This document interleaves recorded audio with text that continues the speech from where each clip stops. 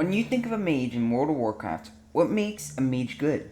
Crafting free food, teleportation, and one other thing, they have the best leveling experience?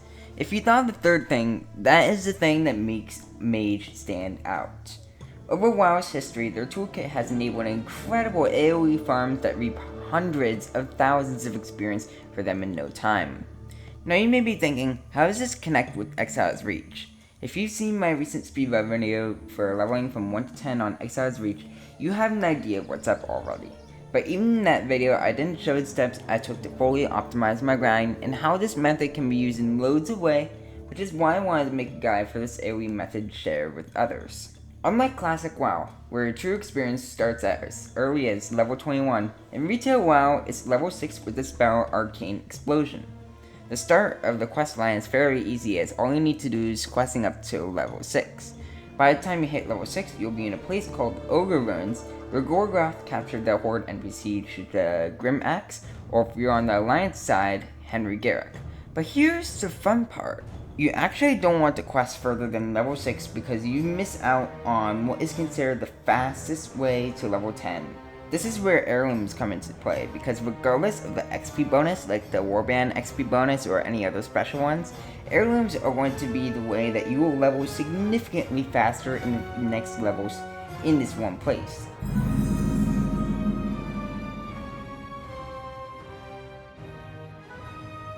Heirlooms are pieces of gear that scale with your level as you level up and grant you more stats and armor than what regular questing gear would give, making your leveling journey much easier. You can buy heirlooms from vendors in Undercity, Orgrimmar, Stormwind, and many other places. If you're not in a guild, look for the vendors that are offering the Grand Staff of Jordan, the Tired Dreadmist Mantle, Tired Dreadmist Robe, Swift Hand of Justice, and the Eternal Horizon Choker.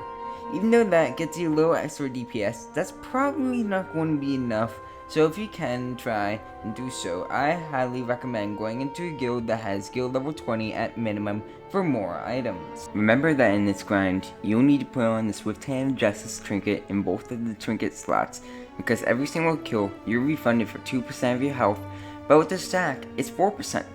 This is critical because if you forget to put on your trinkets, you're going to significantly slow your AoE progress and die a whole lot more. I will move on to the more optimized setups later in this video, for those of you that are interested in how I did my speedrun so fast, but for now we're going to be focusing on the regular AoE grind. Most should know that ever since Shadowlands, scaling has made lobbies literally invincible. Pretty much see everywhere. So thanks to our low level and heirlooms, 1 to 10 is less of a struggle. Regardless, it's important for even the best AoE grinders to start small with these pulls because, just as I said earlier, these guys slap.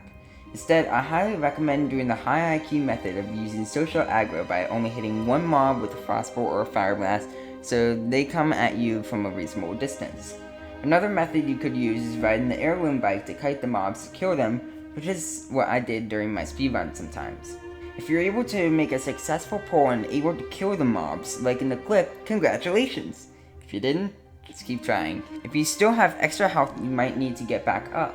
In the Spellbook General tab, there's a recently added spell called Recuperate that regenerates 50% of your health over 10 seconds.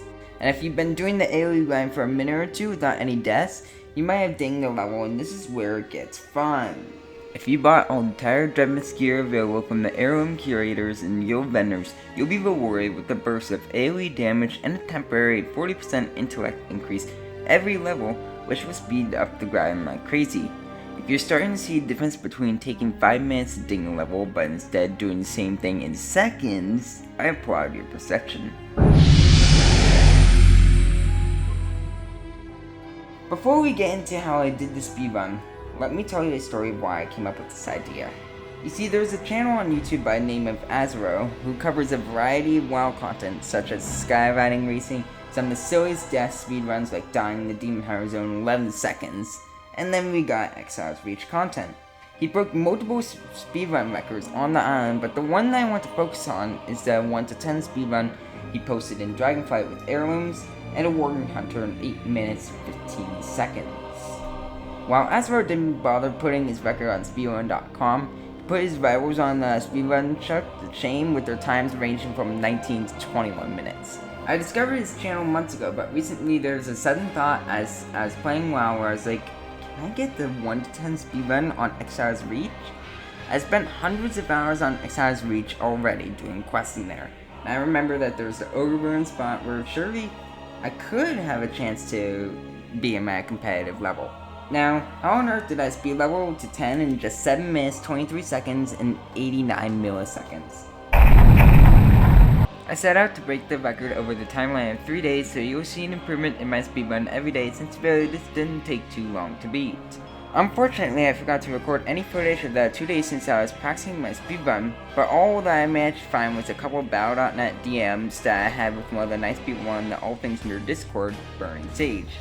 Day 1 started out with a time of 11 minutes 44 seconds, which, if you think about it, per second is pretty respectable, but certainly not good enough as Azeroth's record. The next day when I had the opportunity to sit down on the computer, I had a plan in mind that I didn't have yesterday. So when I went to bed on day 1 in the morning of day 2, I was thinking about how I could improve my speedrun time, and I'll explain what I came up with in just a little bit. Because that second day I did a few more tests and got a time of 10 minutes, and unfortunately I forgot to add the number of seconds to the end because I'm sort of an idiot for not doing something as simple as that. But anyways, you're likely thinking, how on earth did this kid come up with the fastest leveling method from 1 to 10? It's quite simple actually. You see, there are many races that you can choose from to play through on Exile's Reach, and the one that stands out is Goblin. While they have some boring racial abilities like Surging Forward or Blasting a Rocket that deals almost no damage, they have access to the Warbank with the spell Pack Hobgoblin. Keep in mind that you can't teleport out at all with any items, so that gives you reason to not patch it, Blizzard. Anyways, we were able to access it for 1 minute, and I found that if you get the recipe for the smoked barrel shooter from the old Skullman's instance, you can get 10 intellect and 3 stamina instantly at level 1, which you can stack with the musty Tome Lost. On the screen you will see some of the other items that you want to bring into the Warband bank, but what's so important is that you can buff your mage with this method, put Heirlooms in the bank to save yourself time from crafting them, and even enchant all the items with the enchant scrolls that you see on the screen right now. I'm working on getting the spreadsheet even a little after this video releases, so you can also apply the same tactics I'm using so you can beat my record too. In addition to all that, I had 2 add-ons that unfortunately I don't have the names of because they got delayed when I moved my WoW client from C drive to D drive recently for better computer performance, which kinda sucks. But they'll use skip cinematics and accept quests automatically, so when you look for it, that's what you want. The final thing are pet battle dailies. This allowed me to skip a whole level's worth of grinding because we can automatically turn in 5 quests on any given character as long as we've done them previously before the run. You can pick them up from Dagger of the Fierce, Old MacDonald, and many others so long as you've gotten the achievements Taming Kalimdor and Taming Eastern Kingdoms. And that's exactly how I got my speedrunning kit set up. Over the next few hours I set up a couple of sets of this exact same equipment so I could practice a few more times to master the strategy, but I couldn't get any further than that. I closed out the day feeling confident that I'd get something better than those 10 minutes and have the opportunity to beat Azeroth's time tomorrow.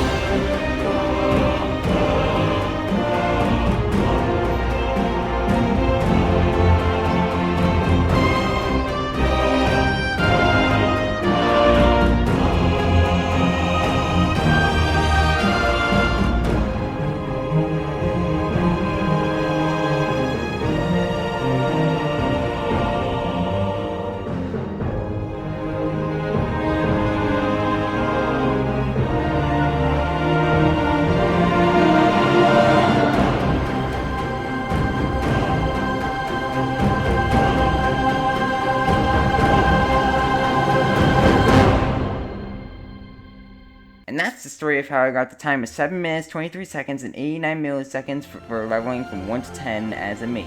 I highly encourage you to try this and beat this record yourself, because I don't want to be sitting with this record and have nobody get a better time than me for years. The guide to do what I did is in a spreadsheet that you can access in the description below, and enjoy the AoE method. This has been Utilitymonk, and I hope to see you on the shores of Exile's Reach. Take care.